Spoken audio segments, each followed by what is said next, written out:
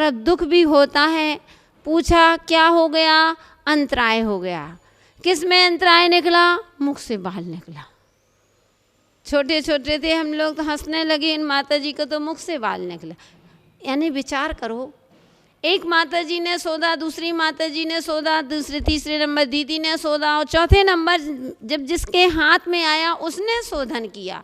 इतना छोटा होता तो भाई नहीं दिखा होगा, गर्मी का दिन है, आँखों में कालापन आ जाता है, तिलमिलाहट हो गई होगी आदि आदि, लेकिन मुख में इतना सा गिरास और इतना बड़ा बाल उनने स्वयं ने शोधा। ऐसे ऐसे आर पार करके देखा, सब्जी ली मुँह में। जब इसको कहते हैं अंतराय कर्म। जब हमारे कहते हैं कि आपका दान अंतराय कर्म का उदय, हमारे लाभ अंतराय कर्म का उदय होगा, तो आहार नहीं हो सकता। आहार नहीं हुआ तो वही बात वह मैना सुंदरी कहती है कि नहीं पिताजी, मैं अपने भाग्य का खाती हूँ। भव्यात्माओं, उस पिता ने देखा तुम्हारी परीक्षा करता हूँ। किसके साथ शादी कर दी थी? कोढ़ी के साथ। अभी भी माँ समझा रही है कि बेटा एक बार बोल दो कि पिताजी मैं तुम्हारे भाग्य का खाती हूँ। नहीं माँ, मैं कर्म सिद्धांत को नहीं बदल सकती हूँ। मैंने स्वाध्याय किया है, मैं आगम के विरुद्ध नहीं चल सकती हूँ। सब कुछ मंजूर है, एक ही भाव खराब होगा, लेकिन मैं आगम के विपरीत नहीं चलूँगी, आगम पर अवर्णवाद नहीं करूँगी। आगम में लिखा है कि सब जीव अपने अपने भाग्य का खाते हैं। तो माँ, हे पिता, मैं यही कहूँगी कि मैं अपने भाग्य का ही खाती हूँ। ठीक है बेटा, मैं देखता हूँ तू कितने अपने भाग्य का खाती है। उसने कहने पर उस कोढ़ी के साथ शादी कर दी। बंधुओं, फिर भी कोई बात नहीं, आज की बेटियाँ होती समझ गए होंगे।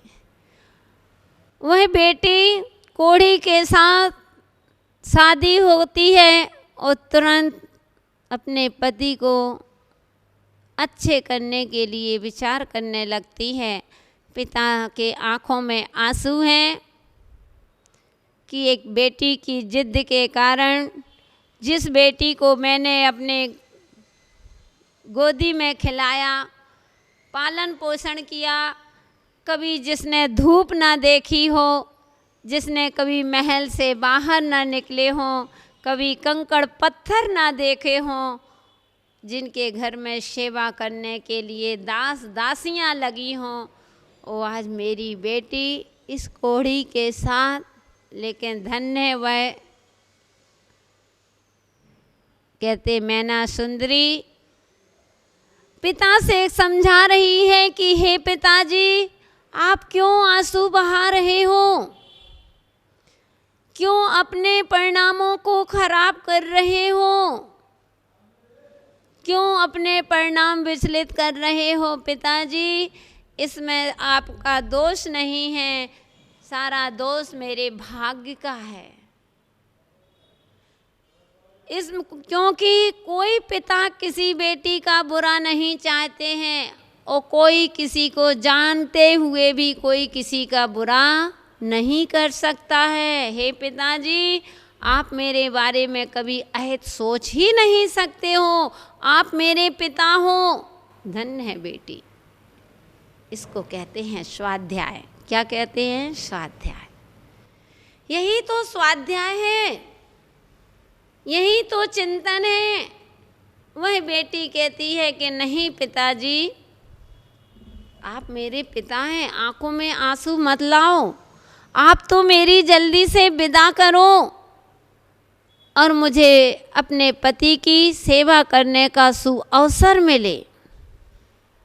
आज की बेटी होती तो छोड़ छुट्टी कर देती कि मैं आपके मन की नहीं कर सकती, मैं तो अपने मन की करूँगी।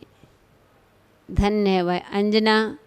और लग जाती है बंधु। आपने कहानी तो कई बार सुनी होंगी, कई बार दृष्टांत सुने होंगे, पढ़े होंगे बाद में क्या होता है, लेकिन मैं इतना कहती हूँ कि उन सीता ने, अंजना ने, सीता ने और मैना सुंदरी का उदाहरण हमने तुमको दिया, कैसे सहन किया होगा, ये था उनका स्वाध्याय।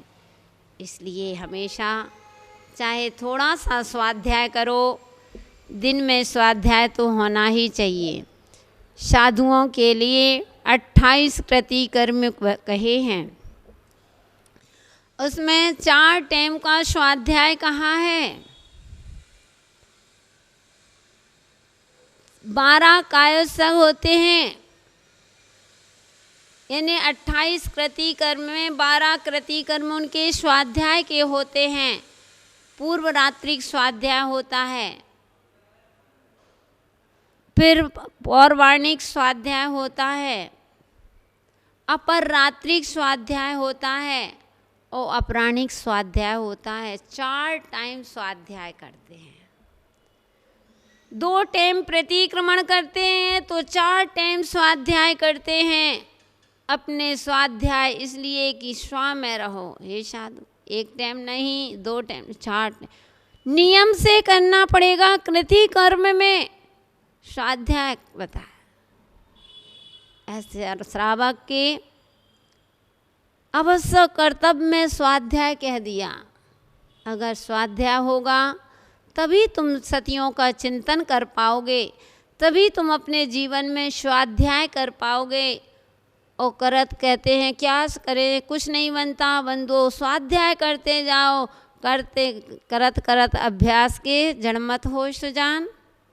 जब आज समझ में नहीं आ रहा है, कल नहीं समझ में आ रहा है, 2 दिन समझ में नहीं आएगा, 3 दिन समझ में नहीं आएगा, लेकिन बार बार स्वाध्याय करने से अपनी स्मरण शक्ति बढ़ती है, अपने जीवन को, आत्मा को खुराक मिलती है। आत्मा की खुराक स्वाध्याय ही होता है। और स्वाध्याय नहीं है, मुझे एक घटना याद आती है। एक नगर में मुनिराज का आगमन हुआ। श्रावक ने पहले घर घर चौके लगते थे, अभी भी बुंदेलखंड में घर घर में ही चौके लगते हैं। इस देश में भी ऐसे हैं, अभी भी घर घर में चौके लगते हैं। तो चौका लग रहा था। श्रावक अपने घर में मुनिराज को पड़गा करके ले जाता है, तो उसको पहले बाड़ा बोला जाता है। जहाँ सभी लोग रहते हैं, एक साथ 10-15 परिवार रहते हैं, उसको क्या बोलते हैं अशोक जी, क्या बोलते हैं उसको? जहाँ एक परिवार, एक मोहल्ले में सभी लोग एक साथ, अब यहाँ की जो भी कहते हो, मुझे यहाँ की भाषा, हमारे यहाँ एक बाड़ा बोला जाता है कि जहाँ पर एक आंगन हो बहुत बड़ा हो, सभी लोग ऐसे रहते हों। तो वैसे ही वह बाड़ा में मुनिराज आहार करके आते हैं, नीचे लौटते हैं तो देखा मुनिराज के साथ बहुत सारे लोग थे, मुनिराज को छोड़ने जा रहे थे।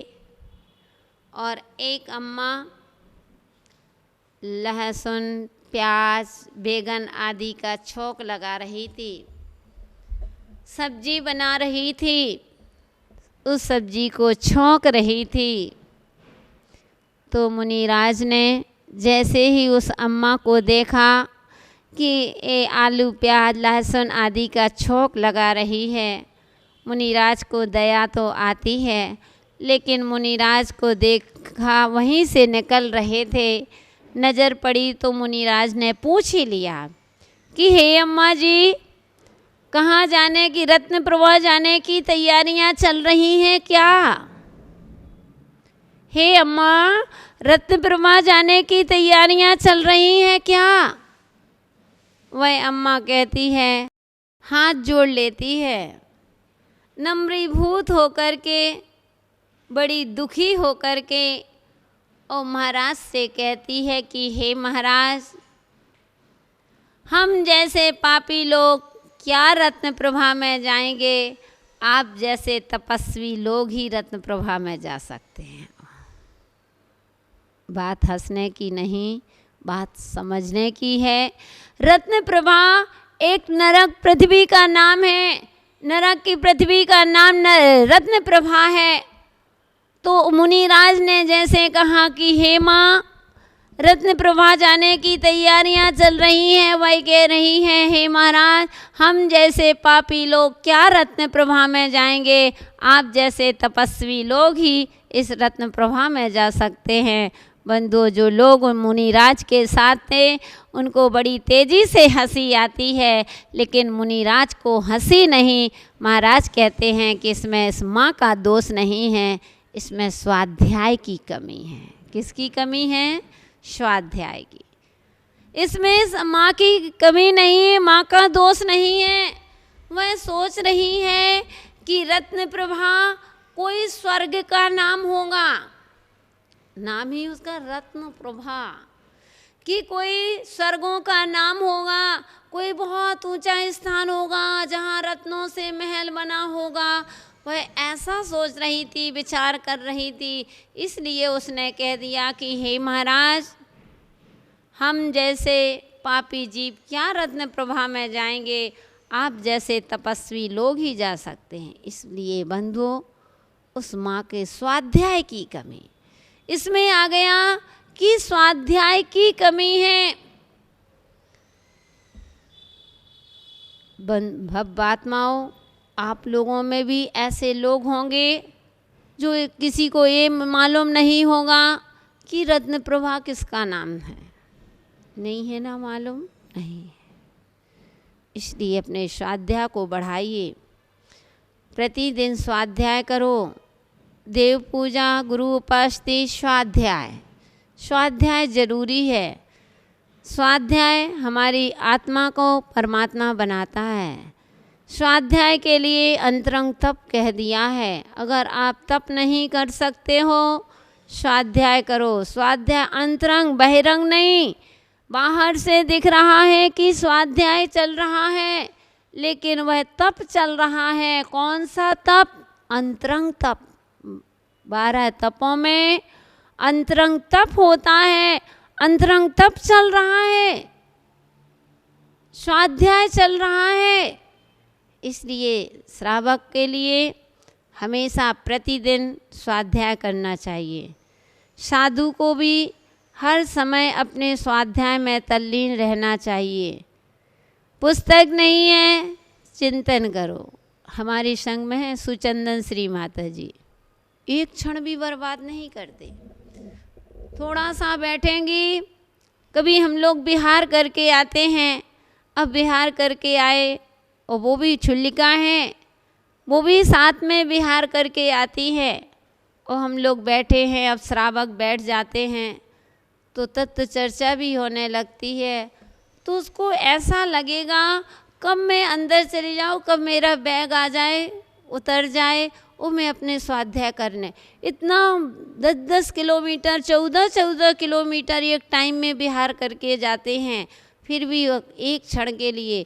हाँ, और इतनी सेवा में भैया व्यक्ति में आगे, कभी ये नहीं कि मैं जा कर के आराम करूं, नहीं। उनसे हम लोग हंसते हैं, कभी कभी कहते हैं कि इतने किताबी कीड़ा मत बना करो, स्वाध्याय करना है, चिंतन भी कर सकते हो, लेकिन उनको बहुत रुचि है। अच्छी बात है, बहुत खुशी होती है। कम से कम हमारे शिष्य इतने स्वाध्याय में तल्लीन तो हैं, अपने समय को बर्बाद तो नहीं करते हैं। एक वे होते हैं कि मार मार करके, बार बार मुसलमान कहते हैं वही कहावत कि मार मार के मुसलमान, कि बार बार कहना पड़ता है स्वाध्याय करो स्वाध्याय करो, लेकिन उनका मन नहीं लगता है। लेकिन हमारे संघ में स्वाध्याय बहुत अधिक होता है। सभी माताजी लोग स्वाध्याय में संलग्न हैं। हमारे विद्वश्री माता जी हैं, इतना चिंतन, कम पढ़ते हैं। कोई भी प्रश्न होगा, हर प्रश्न का समाधान अच्छी तरह से स्वाध्याय, यानी कभी किसी भी प्रकार का प्रश्न पूछो, तुरंत तो उनके पास उत्तर रहता है, कभी वो उत्तर खाली नहीं, प्रश्न खाली नहीं जाता। यानी हमेशा बाहर से भले ही स्वाध्याय किताब ना लें, लेकिन हाँ चिंतन चलता रहता है। एक चिंतन भी स्वाध्याय होता है। इसलिए हमें हर साधुओं से स्वाध्याय करते हैं, हम माताजियों से भी कहते हैं कि अपना हमेशा स्वाध्याय में मन लगाओ। श्रावक से आप लोगों से भी कहेंगे कि आप श्रावक को अपना जितना समय मिलता है तो सोने से पहले 5 मिनट 10 मिनट घर में स्वाध्याय होना चाहिए। अपने सामूहिक सबके साथ बैठ कर के स्वाध्याय होना चाहिए। सामूहिक स्वाध्याय में जब प्रश्न निकलते हैं तो अनेक प्रकार के प्रश्न उठते हैं, समाधान भी उसी तरह से होते हैं। बहुत नया नया विषय मिलता है, बहुत अच्छा लगता है जब क्वेश्चन निकलते हैं। वही अपना अपने अनुसार उत्तर देते हैं, वो अपना बताते हैं, वह अपना चिंतन बताते हैं। प्रश्न एक है, एक प्रश्न के 3 लोगों के 4 लोगों का चिंतन अलग अलग हो सकता है। उनका चिंतन सुनने में मज़ा आता है, दूसरे का चिंतन सुनने में वो अपना स्वयं का चिंतन होता है, तो हमारा विषय मच जाता है। हमारे गुरुजी कहते हैं कि एक बार स्वाध्याय करने, ऐसा नहीं कि एक बार शास्त्र पढ़ लिया छोड़ दो, नहीं, जितनी बार आप स्वाध्याय करेंगे, जितनी बार आप शास्त्रों को पढ़ेंगे, उतनी बार आपको नया नया विषय मिलेगा। एक शास्त्र को एक बार पढ़ा उतना नहीं, दूसरी बार पढ़ोगे और अधिक आपको नया विषय मिलेगा, तीसरी बार पढ़ोगे और आपको समय में अच्छा मिलेगा, चौथी बार अगर 10 बार भी पढ़ते हैं तो एक ही पुस्तक को 10 बार पढ़ा, 10 बार आपको नया नया विषय मिलेगा, नई नई खुराक मिलेगी, नई नई जीवन की दिशा मिलेगी। अपने जीवन की दशा बदलने के लिए, अपने जीवन की राह बदलने के लिए हमारे लिए स्वाध्याय बहुत ज़रूरी होता है। इसलिए भव्यात्माओं, समय आपका हो रहा है, इतना ही कहेंगे कि स्वाध्याय परम तप होता है। स्वाध्याय करें, अपने आवश्यक कर्तव्य का पालन करते हुए अपने जीवन में क्षमता लाएं। अगर यह स्वाध्याय है तो हमारे जीवन में क्षमता है, अगर स्वाध्याय नहीं है तो हमारा जीवन विषमताओं में चला जाता है। उस विषमताओं में जाकर के हम अपने जीवन का पतन कर लेते हैं। इसलिए मानव पर्याय मिली है तो विषमताओं में नहीं, समताओं में जीने के लिए मिली है। वो आपका जीवन पावन पवित्र बने, ऐसी पुनीत भावना के साथ जय बोलिए जिनवाणी माता की।